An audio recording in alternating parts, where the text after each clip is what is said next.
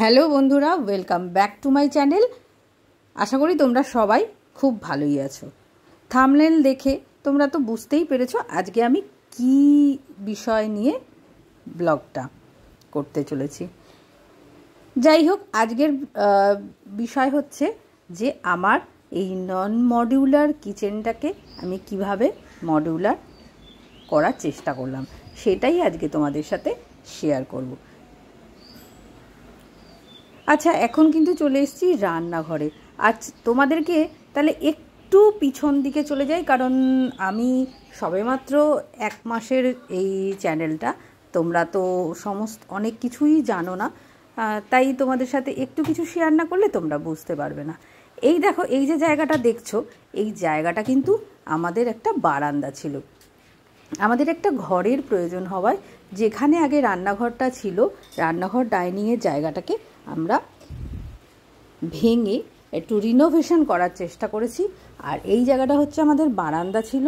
এই বারান্দার সাথে আর আমরা নিচ থেকে একতলা থেকে পিলার তুলে এই জায়গাটাকে একটু একটা কিচেন কাম ডাইনিং করেছি।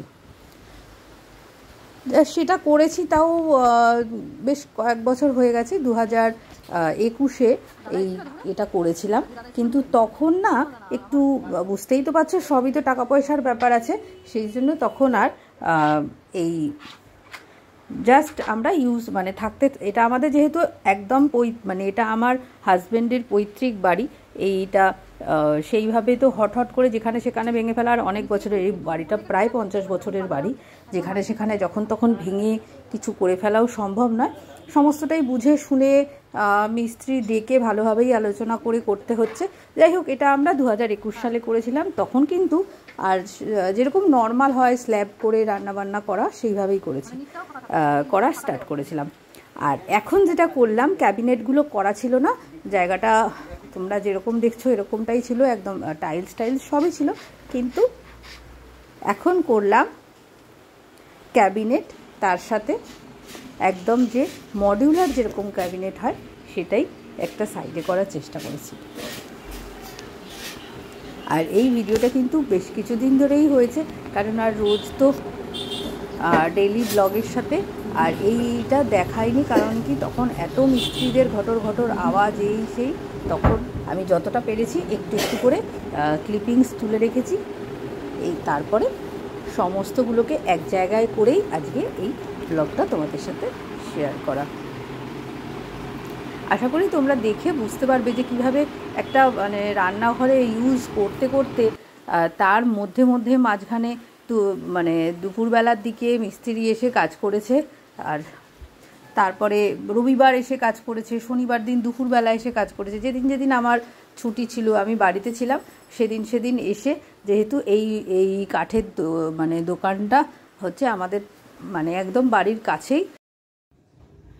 তাহলে এবার ফাইনাল তোমাদেরকে দেখিয়ে দিই। ড্রয়িং রুম দিয়ে ঢুকতেই প্রথমে আমার বাঁদিকে আমার বেডরুমের দরজা, আর তার সামনেই রয়েছে আমার ফ্রিজটা, আর একদম ফ্রন্টে আমার এটা হচ্ছে পূর্ব দিক।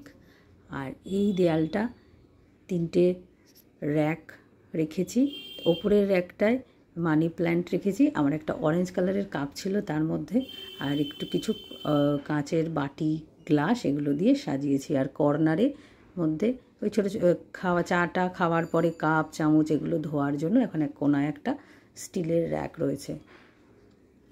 আর এই হচ্ছে আমার যে নতুন যেটা বানালাম সেইটা, এখানে 2টো র্যাক করা হয়েছে, আর এখনও ভালোভাবে সাজানো হয়নি। এরপরে একদিন একটা ভালো করে সাজিয়ে গুছিয়ে পরে তোমাদের সাথে একটা ট্যুর দেব। তার আগে আমি যতটা যা করেছি সেটা বন্ধুদের সাথে শেয়ার না করে ভালো লাগছিল না, তাই ভাবলাম যতটা যা পেরেছি সেটাই আমি আমার বন্ধুদের দেখাই। এই দেখো, এটা হচ্ছে ওই কাটলারি ইউনিট। এখানে আমি ওই চামচ, হাতা, খুন্তি যা রাখার এগুলো রেখেছি মোটামুটি। আর এটার মধ্যে ওই বাটি, তারপরে বড় ওই বোলগুলো যেগুলো রান্নার ওই স্টিলের বাসন, এসবই রেখেছি।